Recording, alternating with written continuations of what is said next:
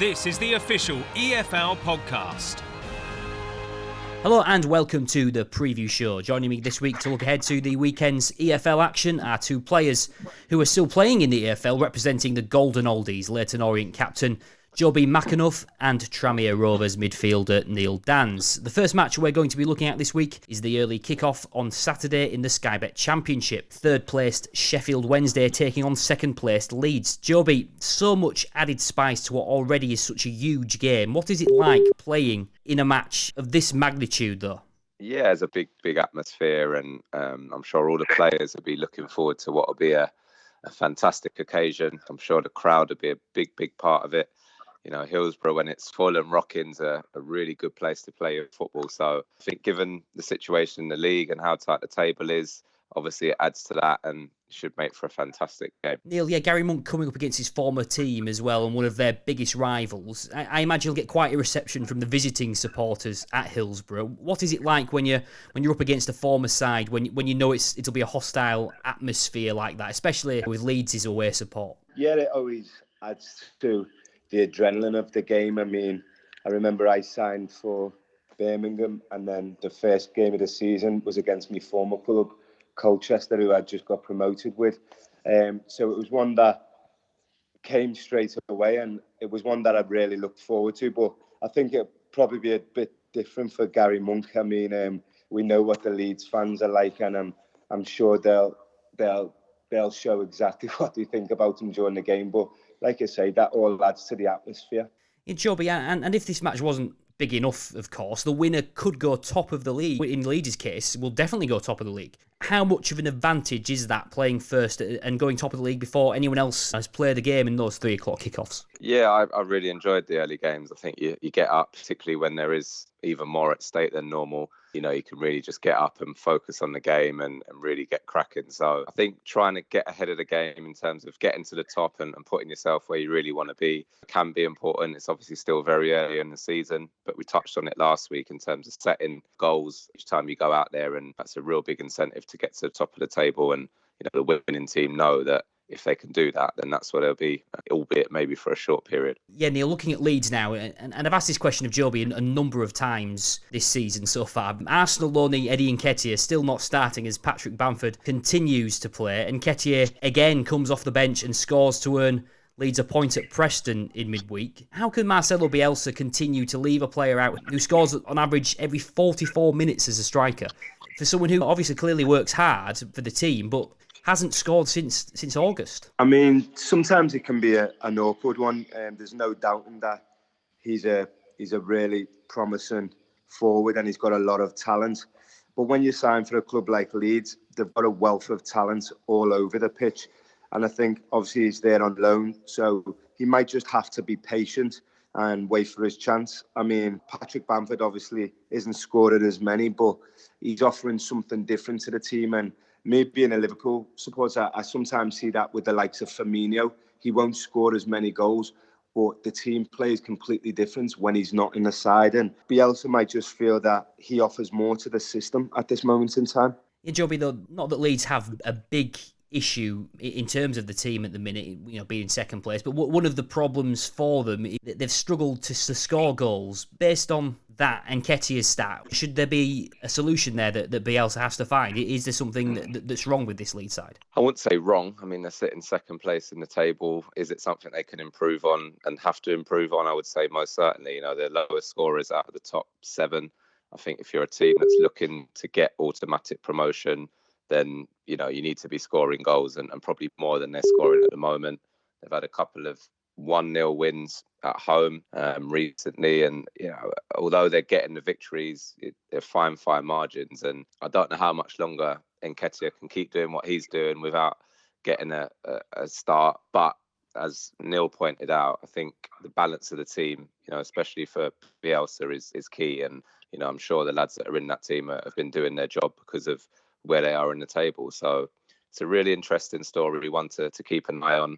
Again, for me, if he keeps scoring at the rate he is, he's got to start sooner or later. Yeah, difficult to see how Bielsa can continue to leave Nketiah out of the team with that scoring rate, of course. But Neil, for Sheffield Wednesday, they've proved they can do it on a cold Tuesday night against Stoke in midweek. Do you think this side is the real deal now under Garry Monk? Do you know what? I think there's no doubt Sheffield Wednesday obviously have quality players and they've started off the season really well. But I think obviously the last couple of years, the problem's been consistency. And they've always looked like they could be a squad that pushes on for promotion. But with players like Barry Bannon, who's obviously key to the way they play, I think keeping him fit is vital.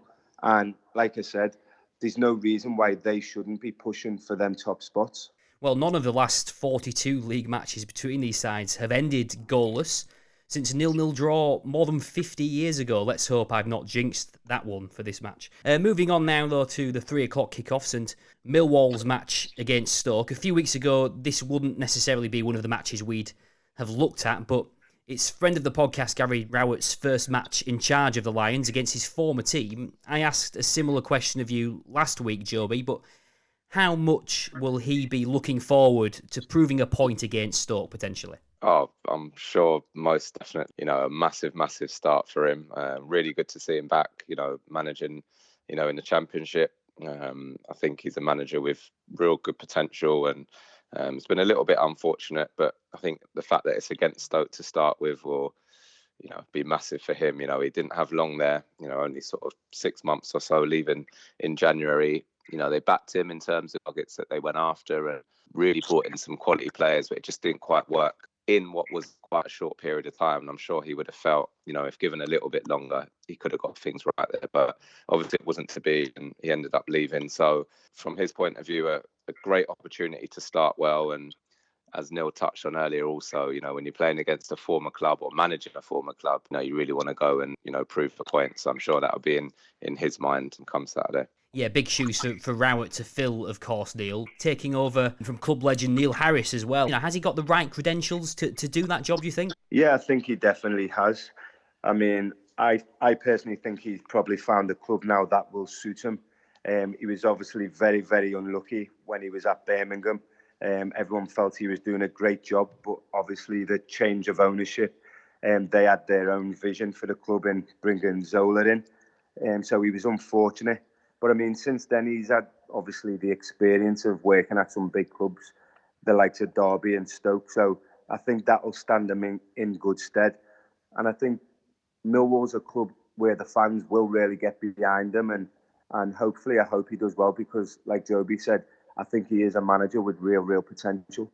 Yeah, Jobi, how important is it to get a result in his first game in charge as well? We talked about the importance of it being against Stoke, but looking at the table, they're not actually that far away from the playoffs even, but also could be dragged into that relegation battle. They're sort of in limbo. Yeah, they are. I think it as an indicator on how tight the league is really, and they're in that sort of middle zone, I suppose, where they're nearly as far from the players as they are from relegation zone. So I'm sure from his point of view, he'll want to go in and have a good start to just take them that little bit clearer, of the bottom and that little bit closer to, the playoffs. So again, a couple of results can see them really shoot up.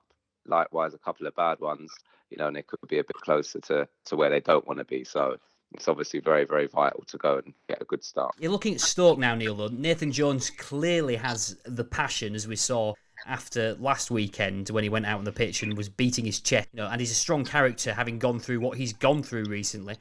But is the pressure back on him now after losing in midweek? Yeah, I think it is, if I'm being completely honest. Obviously, Stoke's a massive club. They've got big expectations, and it hasn't been the start that probably anyone envisaged. But obviously, they've had a couple of good results in the last couple of weeks, and that's probably obviously given them that little bit more extra time. But I think each game now is vital, and I think a win probably settles everything back down again, and the fans can look forward. But another loss, and then the pressure's straight back on. The pressure mounting up, obviously, after that poor start to the season. But how much credit do we have to give to Nathan Jones, though, Jobi, for the strength of character he's shown in recent weeks after, like we mentioned earlier, such a difficult period earlier on in the season? Massive credit. We've spoken about him on numerous occasions and the situation, up at Stoke. And got to be honest, I thought there were times where, the decision would be made. They've obviously stuck by him. He's hung in there and shown, incredible character, because some of his post-match interviews, I think after the Huddersfield game, in particular, the League Cup loss, really looked as though, he's on his way out. But, 2 massive wins, against Fulham and Swansea seem to have turned the tide. And I think that'd be really disappointed with losing against Sheffield Wednesday the other night. But another chance now to get another win, and hopefully the little mini revival can get back on track. Yeah, for Nathan Jones' sake, let's hope that's the case. But for the motivation for Stoke players as well, coming up against the former manager, Neil, is that something that will maybe inspire them in this one? Yeah, most definitely. I mean, there's probably still some players there that he was managing that maybe not have been playing under him, and you've always got a point to prove. Obviously, when you come up against an old manager, and I'm sure it'll be the same. But like you say, it'll all add to the atmosphere of the game, and do you know what I mean? At the end of the game, I'm sure the players, the manager will all shake hands, because there will still be that respect there. But no, it's just important that they play the game and not the occasion. Well, having won 2 of their last 3 league games, it's as many as Stoke had in their previous 28 combined. So things seem to be looking up for Nathan Jones' men there. Now moving on to one of your former teams, Jobi. Now as Cardiff travel up to Swansea for the South Wales Derby, a huge game this one, of course, on Sunday. 5 years since they last faced each other. How big a match is this one? Oh, it's a huge, huge game, I think, particularly because, as you pointed out, they haven't come across each other for a little while now. Obviously, missed each other on the way up and down a couple of times in terms of getting promoted and coming back down. So I'm sure everyone in South Wales would be looking forward to it. Cardiff is a massive, massive club. And obviously Swansea, the success they've had in recent years has obviously elevated them to a similar level. So there'll be real massive competition there, real hostile atmosphere inside the stadium. And I think, for me, that's the standout game of the weekend. Yeah, Neil, we've previously praised Steve Cooper on this on the podcast for the start that Swansea have had. But 3 games without a win now and a 3-0 home defeat to Brentford in midweek. Are the wheels starting to fall off a little bit now with this Swansea team? I mean, yeah, it was a great start for Stephen and Swansea, and they really looked like a team with obviously serious promotion aspirations. But obviously they've had a little blip now, so I think it's just massively important for them to get back on track and not to lose the confidence that they were playing with at the start of the season, because we've all been there. Do you know what I mean? You have a great start and then obviously that blip happens, but it's important that he gathers all his squad together now and they can just look back on the start and take the confidence from that and move forward. Yeah, Jobi, 4 games without a win at home as well. How concerning is that for them if they want to continue to maybe mount a promotion challenge? Yeah, home form's always key. Serious about getting promoted or certainly being in the playoffs at least. So I think that would be a concern for them. More so for me is that confidence that seems to have just drained out of a few of the players. Steve Cooper had them playing some fantastic flowing football, and when you look at the nature of the goals they've conceded, midweek in particular, obviously the first one, there's not much you can do about a fantastic strike from Ben Rama, but Jake Bidwell making a couple of mistakes with the own goal and then giving the ball away where they're trying to play out. And when results aren't going with you, they're the little things that can start going against you. Maybe the confidence to play out starts eroding slightly. And I think from my point of view, that would be a big test for them, whether they can maintain that style of football when the results aren't as good. So, they'll be looking to get back on track, I'm sure, which will be difficult against the Cardiff side that I'm sure will come and make it a real tough physical game as they do, and try and stop Swansea getting into that flow and that good football that they can play. Yeah, win against the biggest rivals could inspire that confidence you say they may be lacking at the minute. But Neil, I know Neil Warnock is one of your favourite ex-managers. How frustrated will he have been after they drew at Millwall in midweek, after leading the match twice, of course? Yeah, he would have been very frustrated and obviously disappointed. And I know for a fact he would have been given the hairdryer treatment to 1 or 2 of them players. You've received it a few times, of course. Exactly, yeah, I know exactly how he works. But like you say, I think it's vital that they get over that really quickly, as it's going to be obviously a very, very tough game with obviously a fierce atmosphere being the derby. And like I say, Cardiff have the quality within that ranks to get back on track. I feel it, but I do feel it will make for one of the best games of the weekend. And for me, obviously, having ties to Neil, I hope he can get his team back on track. Jobi as well. Cardiff, also a team who've not won in 4 matches now as well. How much do they need to kick on to now, go for that promotion challenge, which obviously they're going for this season? Yeah, of course they need to. For me, when I look at the results and when you look at the games there, there's too many draws there for me. Even at this early stage of the season, they've drawn 6 games out of 13, and I think he'll be saying they're not far away, because if they convert a couple of those draws to wins, 2, 3, 4 points better off, and all of a sudden you're looking at just being in and around those playoff places. So Warnock, again, he knows everything about the league. He knows how to get teams out of it. I'm sure they won't be panicking or getting worried what they are. I really still fancy them to come strong second half of the season. And I think if they're there or thereabouts, March, April time, then, they're going to be a real threat. So the sooner they can turn those draws, the better, I'm sure, for everyone at Cardiff. And there'd be no better place to do it than at Swansea. Yeah, Neil, he said, Neil Warnock, that this could be his last season in charge. Like we said, you've worked under him, of course. How motivated will he be to retire from management on a high, get that next promotion? I think one thing you can always guarantee is that, obviously, Neil Warnock's motivated no matter whether it was his first or last season. No doubt, obviously, he's going to want to end on a high. And for me, I'd love to see that, as he's obviously been a great servant to the game in the last few years, and a real character, and one that will, obviously, when he does retire, will be missed. So I think he will be motivated, and his players will feel that motivation, because the one thing he could do was motivate his teams, and I'm sure he'll have let them know how much this season means to them, and especially after everything that's gone on in the last year.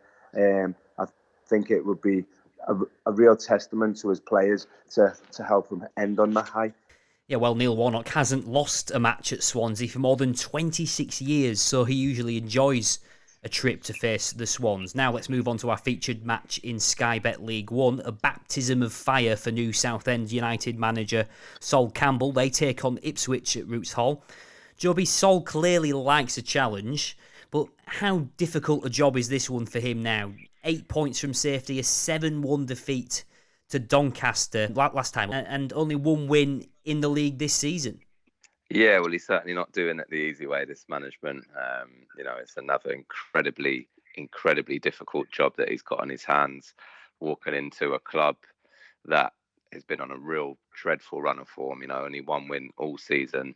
But I think a big part in him getting the job is his track record at Macclesfield and getting them out of the situation that they were in. He came in quite late in the day there, the end of November, and managed to turn around what everyone thought was, a real difficult situation there. So I'm sure that would have, gone in his favour when Ron Martin was making that decision. And again, he can lean on that experience of getting the team out of the situation they were in and try and bring that to Southend. He's going to have to really change the mentality of the group. We spoke about it previously with the Cowleys going into Huddersfield and an environment that was used to losing games, really, and they've really managed to stop that and change that mindset. So I think Sol's got a big job on his hand, but I've given him all the support. It's a big challenge, but one I'm sure he feels he can go in and try and get the best out of and keep the club up, which for me would be the major achievement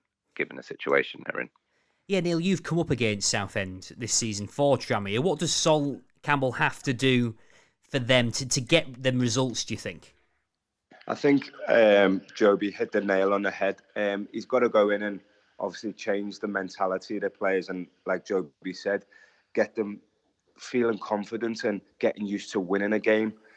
I think, obviously, I personally think he didn't get the credit that he deserved with the job he did at Macclesfield last season, because that, believe me, was a tough job. I mean, we played against Macclesfield, and at the time I didn't think it'd be possible for anyone to save them. But he went in there and he changed the fortune round and did an absolutely incredible job. So I think he's just got to, like Jobi said, lean on that experience and take that under siege mentality to the club, and I wouldn't not back against him after the track record he's got, and I know he's a determined person, and it wouldn't surprise me if he did keep them up and move.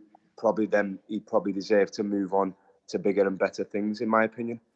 Yeah, Jobi, after such a strong start, though, looking at Ipswich now, lost the last two, and have been replaced at the top of the table as well midweek. Is this a good chance for them to get back to winning ways, or does it make it even more difficult for them coming up against a team who could be having that new manager bounce? Yeah, I think a couple of weeks ago you would only be seeing one winner in this game. The form Ipswich will win, compared to Southend were complete polar opposites, really. So, the fact that they've had a couple of bad results now, looking to get back on track, I'm sure they'd still fancy their chances, but you can have that bounce from a new manager. I'm sure all the players there will be, trying to do their best for Sol Campbell. So it might not be an easiest game as you thought it could have been a couple of weeks ago, really. I'm sure they'll be disappointed with their recent form at Ipswich and want to get back on track and get back to the top of the table. Well, Southend are without a clean sheet in their last 17 home league games, so tightening up that defence is clearly going to be a priority for Sol Campbell. Now moving on to our featured match in Sky Bet League 2, a huge game this, the Devon Derby, Exeter taking on Plymouth. Neil, how have you rated your former manager Ryan Lowe's start? A lot of expectation on him this season, of course, to deliver a promotion straight back to League One. Do you know what? For me, people will probably look at it and think, Plymouth should be a lot higher than where they are. But he did bring a lot of new players into the club. Obviously, a lot of my former teammates from last season. So obviously, it does take time to get everyone playing together and gelling. But it was similar to us at Bury last season. We didn't have the greatest start, but we were always still there and thereabouts. And obviously, once the team settled and gelled together, everything seemed to click. And just from looking from the outside, it seems that the same things happened there at Plymouth. And I've no doubt that they're going to be around about the promotion places when you've got players like the likes of Danny Meyer and McFadzean, who's obviously started the season on fire, scoring goals from that left wing-back position. Yeah, I'm quietly confident that they'll go on one of them runs that will see them fly right up that table. Yeah, quality in that team. But Exeter, Jobi, seem to have gone off the rails a little bit in the last few weeks, whereas Plymouth are rising up the table, of course. It must have been painful for you in midweek, but you saw firsthand how good they are, didn't you? Yeah, we've played them twice actually. We went up in the cup earlier on in the season, and we came away from that thinking they'll be there this season, certainly at the top end of the table. And Tuesday night was no different, despite an absolute howler of a decision in terms of somehow the referee missing the most obvious handball I've seen in my whole career. So that didn't help going against us for the first goal. After that we didn't respond anywhere near well enough. And to be fair to Plymouth, they play football the right way. I really admire the way that Ryan Lowe's has got them going, and there's a real intent to their play. They play some lovely stuff. For me, play football the right way, which a lot of people say you can't do lower down in the leagues, but I think it's been proven by what they did obviously at Bury and what they're doing now that is possible. So as I say, full credit to them, and that I fully expect them to be up there this season challenging for promotion. Yeah, Neil, a recent survey as well ranked this the second most fierce derby in England, behind Portsmouth against Southampton. What's the fiercest you've played in? I think one of them probably has to be Crystal Palace Millwall, for obvious reasons. The Millwall crowd are not the easiest bunch to play against. But obviously, when you're playing for Crystal Palace, it heightens that even more. So yeah, I was unfortunate enough to lose 3-0 there. I think Jason Punchin scored a hat-trick against us, and like I say, that was definitely a fierce one. Yeah, what about you, Jobi? What ranks up there for you in terms of the fiercest sort of rivalries that you've faced? Probably. I was at West Ham. We played Millwall again, and that is a game. I remember I was young. I remember I was on the bench actually, but I remember warming up, and it was at the Den, and I sort of ran down to warm up, looked in the crowd, got a few real firm looks and then ran straight back down to the bench to sit down. It was quite intimidating. The fans that generate a real good atmosphere. Palace Brighton as well is a real big game, for everyone concerned there. So I'd probably say those two for me. Yeah, Millwall obviously create a fierce atmosphere then. Well, just one of the last 16 EFL encounters between Exeter and Plymouth have ended level, so fingers crossed for the fans that it's not a goalless draw, this one, especially with it being the second fiercest rivalry in the country that we've just mentioned, of course. Guys, thanks very much for your time this weekend. Good luck in your games, and have a good weekend. The official EFL Podcast. The best reaction to all the match action. Available every week.